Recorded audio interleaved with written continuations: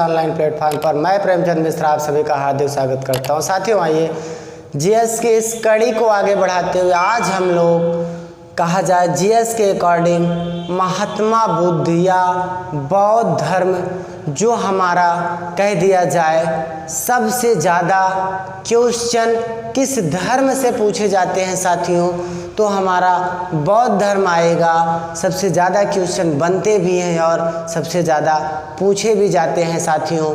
तो आज हम लोग इसी टॉपिक पर बात करेंगे, बौद्ध धर्म या महात्मा बुद्ध कह लिया जाए साथियों। वो कौन कौन सा पॉइंट है, वो कौन कौन से क्वेश्चन हैं जो महात्मा बुद्ध से रिलेटेड हैं, बौद्ध धर्म से रिलेटेड हैं और आपके एक दिवसीय प्रतियोगी परीक्षाओं में पूछे जा रहे हैं साथियों। तो आइए देखते हैं हम लोग बौद्ध धर्म और उसके क्वेश्चनों का अवलोकन करते हैं और अपनी तैयारी को मजबूत बनाते हैं साथियों। ये क्लास हमारे SSC, UPSI, UP TET, UPP सभी एक दिवसीय प्रतियोगी परीक्षाओं के लिए तो साथियों बहुत ही महत्वपूर्ण क्लास साबित होगी। बौद्ध धर्म से रिलेटेड जितना भी क्वेश्चन आपका बनेगा साथियों, वो मैं आपके सामने 10 से 15 मिनट में वो सारा क्वेश्चन एक निगाह रखने की कोशिश करूंगा साथियों। तो आइए स्टार्ट करते हैं बौद्ध धर्म या महात्मा बुद्ध साथियों।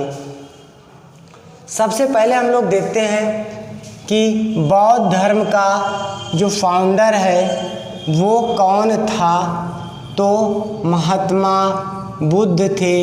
और कह दिया जाए कि महात्मा बुद्ध ने किस धर्म की स्थापना की साथियों, तो बौद्ध धर्म की स्थापना की। और कहा जाए बौद्ध धर्म का फाउंडर कौन था, तो महात्मा बुद्ध थे।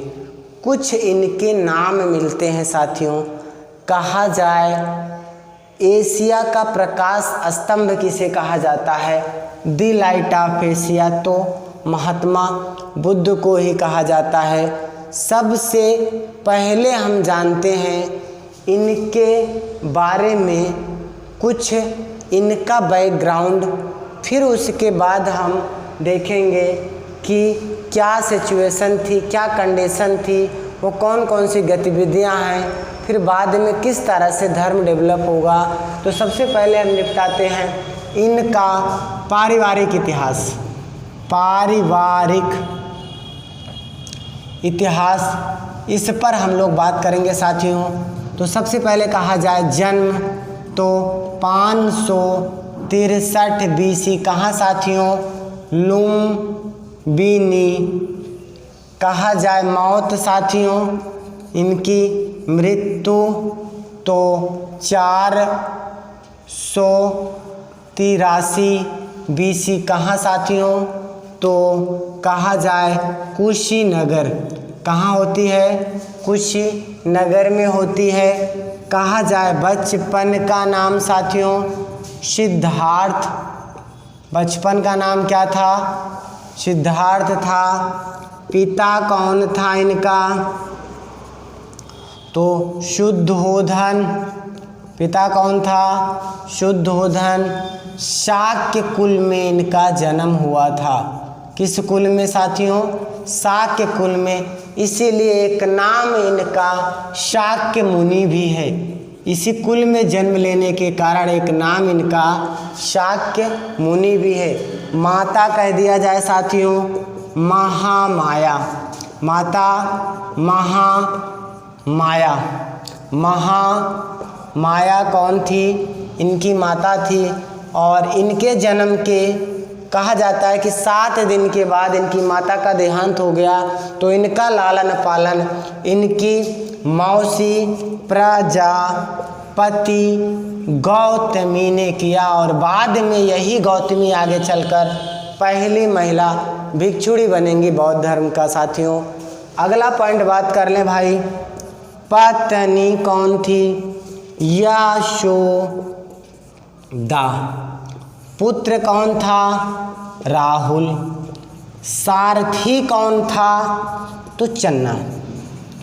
कह दिया जाए कि अगर ये चन्ना ना होता तो शायद है कि महात्मा बुद्ध को जीवन की वास्तविकता के बारे में ज्ञान ना हो पाता, क्योंकि जो जो घटनाएं महात्मा बुद्ध ने देखी थी बीमार व्यक्ति, बूढ़ा व्यक्ति, ना कहा जाए मृतक व्यक्ति, ना और एक सन्यासी, उन सब घटनाओं को डिस्क्राइब करने वाला बंदा कौन था?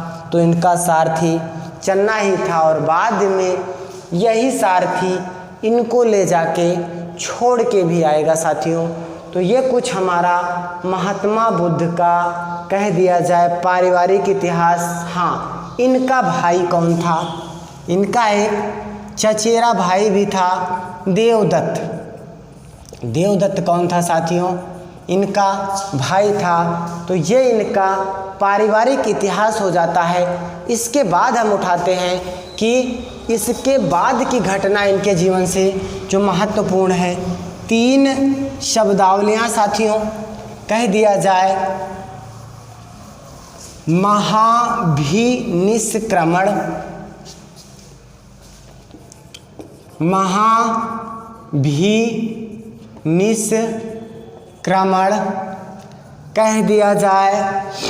इसके बाद धर्म चक्र प्रवर्तन, महापरिनिर्वाण। महाभिनिष्क्रमण साथियों गृह त्याग, जब घर छोड़ा। और कह दिया जाए धर्म चक्र प्रवर्तन, पहला उपदेश कहाँ दिया था? ऋषिपत्तनम में दिया था। और इसे ही हम आधुनिक सारनाथ के नाम से जानते हैं। महापरिनिर्वाण का मतलब साथियों इनकी मौत। और ये प्लेस हमारा कुशीनगर जाएगा, जहाँ पर इनकी मौत होती है साथियों। इसके बाद हम बात करते हैं ज्ञान की प्राप्ति। ज्ञान की प्राप्ति साथियों कहा जाता है बोध गया में पीपल के वृक्ष के नीचे निरंजना या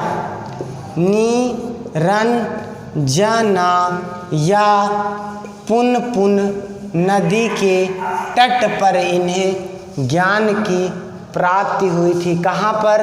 बोध गया में। बोध गया कहाँ है साथियों? बिहार में स्थित है। और ज्ञान प्राप्ति के बाद ये ऋषिपत्तनम जाते हैं, सारनाथ जाते हैं, और जहाँ धर्म चक्र प्रवर्तन होता है, अर्थात पहला उपदेश देते हैं साथियों। इसके बाद हम बात कर लें सबसे ज़्यादा उपदेश ये कहाँ देते हैं। एक प्लेस नाम ध्यान रखना है, श्रावस्ती।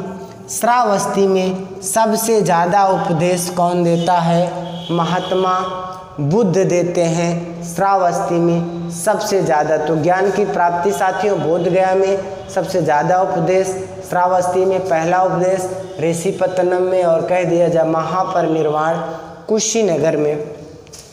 इसके बाद हम बात करते हैं कुछ पिन पॉइंट्स जो बहुत ही महत्वपूर्ण है साथियों।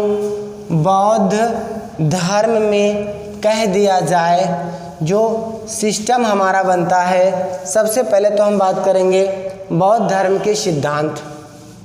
सिद्धांत वो कौन कौन से हैं? तो 4 आर्य सत्य और अष्टांगिक मार्ग, इसी पर पूरा बौद्ध धर्म टिका हुआ है। दुख समुदय, दुख निरोध और दुख निरोधगामिनी प्रतिपदा। और उसी प्रतिपदा के अंतर 8 मार्ग बताए हैं। किसने? महात्मा बुद्ध ने साथियों। इसके बाद हम बात करते हैं इनकी पुस्तकें या बौद्ध धर्म से रिलेटेड कुछ पुस्तक साथियों। एक पुस्तक हमें ध्यान रखना है जातक, और एक पुस्तक हमें ध्यान रखना है त्रिपिटक, और एक पुस्तक ध्यान रखना है अंगुत्तर निकाय साथियों। तो सबसे पहले निपटारा करते हैं जातक में बुद्ध के पूर्व जन्म की कथा है। किसके भाई? बुद्ध के पूर्व जन्म की कथा किस पुस्तक में मिलती है साथियों? जातक में मिलती है। कह दिया जाए अंग उत्तर निकाय बौद्ध धर्म का ग्रंथ है जिसमें 16 महाजनपदों के बारे में जानकारी मिलती है। और कह दिया जाए बौद्ध धर्म का सबसे पवित्र पुस्तक कौन सी है, तो साथियों त्रिपिटक जाएगा। और त्रिपिटक में 3 पिटक हैं। अब त्रिपिटक में वो 3 पिटक कौन कौन से जाएंगे साथियों, तो कह दिया जाए सुत्त है, विनय पिटक, अभिधम्म पिटक। अब सुत्त पिटक की हम बात कर ले साथियों, तो सुत्त में बौद्ध धर्म के उपदेश हैं। सुत्त में महात्मा बुद्ध के उपदेश हैं। याद कैसे करना है, ऊ की मात्रा है और ऊ से क्या है, स्टार्टिंग है। सुत्त और उप कहा जाए, ऊ कामन, बात खत्म। विनय पिटक में क्या है, नियम है। बौद्ध धर्म के क्या है साथियों, नियम है, ठीक। राइम कामन, कह दिया जाए नियम विनय, कहा जाए नियम और विनय दोनों का उच्चारण क्या है, एक जैसा निकल रहा है। तो विनय में क्या है साथियों, नियम है। कह दिया जाए अभिधम्म दार्शनिक व्याख्या, इसमें क्या है साथियों, दार्शनिक व्याख्या है। तो 4 अक्षर और 4 अक्षर, इस तरह से सुत्त में उपदेश है, विनय में क्या है, नियम है, और अभिधम्म में क्या है साथियों, दार्शनिक व्याख्या है। इसके बाद हम बात करते हैं बौद्ध धर्म के संप्रदाय, और बात करेंगे बौद्ध संगीतियाँ और बौद्ध धर्म को मानने वाले राजा, और साथ ही साथ बौद्ध धर्म की भाषा। तो सबसे पहले हम बात कर लें साथियों संप्रदाय। 2 संप्रदाय हैं, एक संप्रदाय कौन सा है, हीनयान, और दूसरा संप्रदाय कौन सा है साथियों, महायान। एक संप्रदाय कौन सा है, हीनयान, और एक संप्रदाय कहा जाए महायान। हीनयान का मतलब है कि सेम टू सेम, जिस तरह से महात्मा बुद्ध ने बताया था उसी तरह से चलना। और दूसरा कह दिया जाए महायान, ये संप्रदाय मानव सेवा को सर्वोच्चता प्रदान करता है, अर्थात मानव की सेवा ही, मानवता की सेवा ही क्या है, सर्वोच्च सेवा है। ऐसा कौन कहता है, महायान। और अशोक इसी शाखा का अनुयायी है, कनिष्क इसी शाखा का अनुयायी है साथियों। अब हम बात कर लें इसकी भाषा साथियों, तो भाषा की अगर हम बात करेंगे तो पाली है। बौद्ध धर्म की भाषा क्या है साथियों, बौद्ध धर्म की भाषा हमारी पाली भाषा जाती है। इसके बाद हम बात करेंगे कुछ बौद्ध संगीतियाँ हुई हैं साथियों, और उन बौद्ध संगीतियों में देखेंगे कितनी बौद्ध संगीतियाँ हुई हैं साथियों, तो 4 बौद्ध संगीतियाँ हुई हैं। और चारों में आपको ध्यान देना है किस राजा के शासनकाल में और कहाँ हुई हैं। पहला कह दिया जाए भाई अजात शत्रु। अजात शत्रु कहाँ पर साथियों, राजगृह में हुआ है। दूसरी बौद्ध संगीति कह दिया जाए किसके शासनकाल में, काला शोक के शासनकाल में कहाँ हुआ है, वैशाली में हुआ है। तीसरी बौद्ध संगीति कह दिया जाए साथियों अशोक के शासनकाल में कहाँ हुआ है, पाटलिपुत्र में हुआ है। चौथी बौद्ध संगीति कह दिया जाए कनिष्क के शासनकाल में कहाँ हुआ है, कश्मीर के कुंडल वन में। कश्मीर के कुंडल वन में चौथी बौद्ध संगीति होती है साथियों। और इसी चौथी बौद्ध संगीति में बौद्ध धर्म हीनयान और महायान नामक 2 संप्रदाय में बट जाता है। इसकी अध्यक्षता कह दिया जाए वसुमित्र ने की थी। चौथे की अध्यक्षता साथियों वसुमित्र ने की थी। तीसरे की अध्यक्षता कह दिया जाए मोगलीपुत्र तिस्य ने किया था। मोगलीपुत्र तिस्य ने किया था। तो अजातशत्रु के टाइम पीरियड में राजगृह में पहली बौद्ध संगीति होती है। काला शोक के शासनकाल में वैशाली में दूसरी बौद्ध संगीति होती है। अशोक के शासनकाल में पाटलिपुत्र में तीसरी बौद्ध संगीति होती है और कनिष्क के शासनकाल में कश्मीर की कुंडलवन में चौथी बौद्ध संगीति होती है। और इसी चौथी बौद्ध संगीति में दो संप्रदाय में बढ़ जाता है क्या, बौद्ध धर्म, और एक हीनयान और एक महायान कहलाता है साथियों। इसके बाद हम बात करेंगे बौद्ध धर्म के मानने वाले कुछ प्रमुख राजाओं के बारे में कि इस राजा का धर्म कौन सा है साथियों। तो 4 राजा ये जो आपके सामने लिखे गए हैं ये तो बौद्ध धर्म के मानने वाले हैं ही हैं। कह दिया जाए इसी में कुछ और बढ़ा दिया जाए तो बेटर हो जाए, ठीक। कहा जाए हर्षवर्धन, एक नाम और आप इसी में ऐड करेंगे, हर्षवर्धन। तो ये 5 प्रमुख राजा हैं जिन्होंने बौद्ध धर्म के प्रति काम किया था। और कह दिया जाए किसके सिक्कों पर बुद्ध का अंकन है, सिक्कों पर बुद्ध का अंकन है साथियों। तो जवाब हमारा हो जाएगा कनिष्क। किसके सिक्कों पर बुद्ध का अंकन है साथियों? तो कनिष्क के सिक्कों पर किसका अंकन है? बुद्ध का अंकन है। और कह दिया जाए कनिष्क के बारे में तो कुषाण वंश का कह दिया जाए सबसे प्रतापी राजा कौन था? तो कनिष्क था। और कनिष्क के ही समय में कह दिया जाए कुषाण काल में ही मूर्ति निर्माण कला का विकास भारत में फर्स्ट टाइम हुआ। मूर्ति निर्माण कला का विकास फर्स्ट टाइम हुआ। और मूर्ति निर्माण कला की 2 शैलियां हैं साथियों, एक है गांधार और एक कह दिया जाए मथुरा। ये दोनों शैली मूर्ति निर्माण कला की क्या है? शैली है साथियों। मूर्ति निर्माण कला कुषाण काल में और मंदिर निर्माण कला कह दिया जाए साथियों तो गुप्त काल में डेवलप होती है। इसके बाद हम बात करते हैं कि बौद्धों का पूजा स्थल क्या कहलाता है साथियों ना। और कह दिया जाए कुछ महत्वपूर्ण प्लेसेस हमें और ध्यान देना है जहाँ से क्वेश्चन हमारे लिए बन जाता है।